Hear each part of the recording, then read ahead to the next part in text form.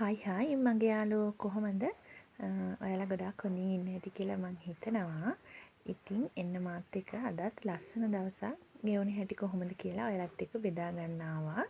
ඉතින් අද පොයේ දවස මම මේ විදිහට උදේම නැගිටලා මූණකට සෝදලා පහන තියලා මේ විදිහට ගෙවල් වල ජනල් දොරවල් ඇරලා මං ආවෙත් ඒක බොන්න කලින් හැමදාම ඉතින් කරන්නේ. ඉතින් ඇඳ අස් කරගන්න එක නිදිය ගත්තු ඇඳ වෙනදට නම් නැගිටපු ගමන් ඇඳ අස් කරනවා. අද බැරි වුණා. මොකද මේ පහන තියන්නත් ඕන හන්ද මම මුලින් මේ වැඩ ටික ඉවර කරලා ඇඳට ඇවිල්ලා ඇඳේ බෙඩ්ෂීට් නමාගෙන මේ විදිහට ඇඳ අස් කරගත්තා. මං ඉතින් ඇඳෙන් නැගිට්ට කියන්නේ බබත් නැගිටිනවා පොඩ්ඩක්වත් නිදාගන්නේ. මං නැගිටිනවත් එක්කම එයා නැගිටිනවා. කවදාවත් එහෙම මේ නිදි කරලා තියලා යන්න බෑ. මොකද මම නැගිට්ට කියන්නේ ඉතින් එයාත් නැගිටලා දැන් මේ වෙලාවේදී 7ට විතර ඇති වෙලාව.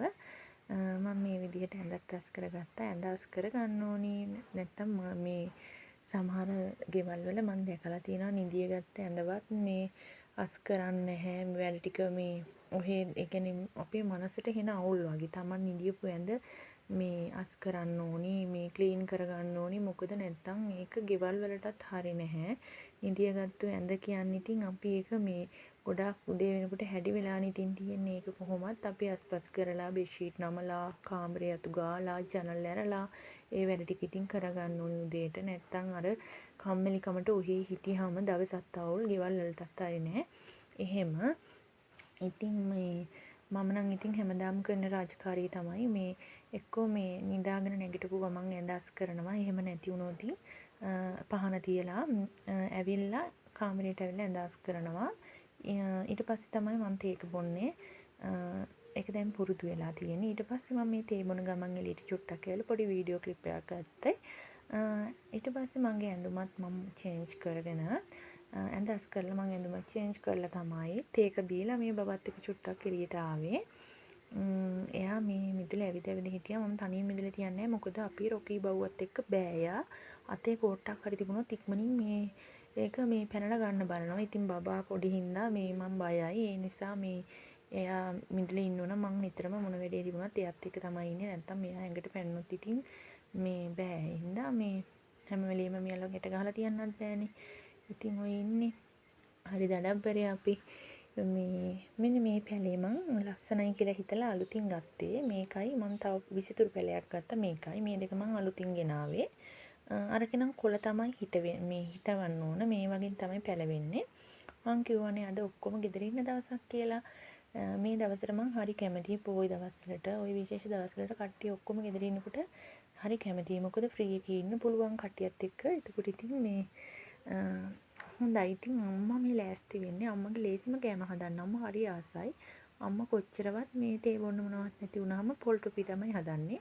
අද පොල් වගේක් හම්බෙලා තිබුණා අපිට. ඊට පස්සේ අම්මා මේ ලෑස්ති පොල් ටොපි හදන්න.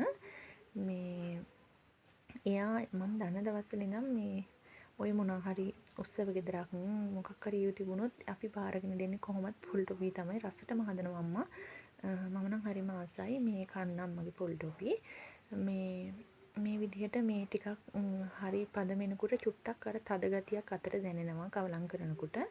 ඉතින් මට මේ ටික විතරයි වීඩියෝ කරගන්න පුළුවන් වුණේ. ඊට පස්සේ යා පොල් ටොපි හදලා කපලත් ඔක්කොම කරලා මොකද බබත් එක්ක බැරි වුණා මට වීඩියෝ කරගන්න. ඊටු ටික ඉතින් මේ මුල හරියේ ටිකක් කළා යනකොට ඔන්න පොල් ටොපි එක හරි ගන්නට එන්න වගේ තමයි යන්නේ. ඊට පස්සේ අම්මා මේ විදිහට පොල් ටොපි එක කපලා නිවෙන්න තියලා තමයි මේ තියෙන්නේ. මේක හරිම ලේසි අපේ අම්මට නම් හදන්න. මේ සමහර අයට මේ පද මෙහෙම එන්නේ නැහැනේ පොල් ටොපි එකේ. ඉතින් එයා නම් හරියට හදනවා. ඉතින් ඔන්න ඊට පස්සේ මම එයාට අද උදේට දුන්නේ බබාට බිත්තර ස්ක්‍රැම්බල් කරලා චීස් කෑල්ලක් පොටැටෝ බටර් එක චුට්ටක් ෆ්‍රයි කරගෙන ආයෙ තලපත් මාළු කෑල්ලක් ෆ්‍රයි කරලා තමයි මම එයාට උදේට දුන්නේ. ඊට පස්සේ ඔන්න දවල්ට මොකුත් වීඩියෝ කරගන්න උන්නේ නැහැ. මොකද මේ අද මම ඔක්කොම ගෙදරනේ හිටියේ. ඉතින් එයාලත් එක්ක කතා බහ කර ඉන්නකොට දවස් යනවා දැනුණේවත් නැහැ. ඉතින් දැන් 3යි කාලට විතර ඇති වෙලාව. මම මේ ලේස්ති වෙන්නේ පන්සලට ගිහිල්ලා මේ දවල් කියන්නේ දැන් හවස 3යි කාලට විතර ඇති. අපේ පන්සලට අපේ ගෙදරින් ඉඳන් යනවා නම් පයි යනවා නම් විනාඩි 20ක් 25ක් වගේ යනවා. ඉතින් මම වීල් එකකට කතා කරගෙන මේ මායි අම්මයි බබයි පුංචි වීල් එකේ යන ගමන් ඉන්නේ පන්සලට. පන්සලට ගිහිල්ලා ඉවර වෙලා මට බබාගේ පොඩි බඩු වගේක් තිබුණා. ඒ ටිකත් අරගෙන එන්න ඕනි කියලා වැඩ දෙකම කරගන්නම් කියලා තමයි මේ යන්නේ. 3යි කාලේ වගේ වුණාට මොකද අවුව චුට්ටක් අඩු වුණාම පන්සල් යන්නම් කියලා හිටියේ. ඒ වුණාට ඉතින් මේ බලන්නකො අවුව මේ අවුව අඩුයි කියලා හිටියත් ඉතින් අපේ වැඩ කරගන්න විදිහක් නැති හින්දා මම මේ විදිහට ආවා. ඉතින් මේ වෙලාවෙ ඉතින් හරියට අවුව සැරයි. ඒ අවුව සැර වුණාට මොකද ටික වෙලාවක් අපි වැඳලා කරලා ඉඳලා ඉවර වුණාට පස්සේ වටේම පළු කරලා යන්තම් පොඩි පොදක් ගහන්න පටන් ගත්තා. ඉතින් මට බෝධි පූජාවට ඉන්න උනේත් නෑ. මොකද මං හිතුවේ වැස්ස ලොකුවට එයි කියලා. එළිය තිබුණ රෙදි මම දාලා ආවෙත් නැහැ. මේ රෙදිත් එළිය තිබුණේ. ඒ හින්දා ඉතින් මං මෙහෙම අවුව තිනකොට ඉතින් රෙදි දාලා එන්න ඕනේ නෑනේ. ඉතින් මං ඒ ටික වේලෙන්න දාලා ආවා. මං හිතුවේ ඒ ටිකත් තෙමේවි කියලා. ඉතින් මට බෝධි පූජාවට ඉන්න උනොත් නෑ.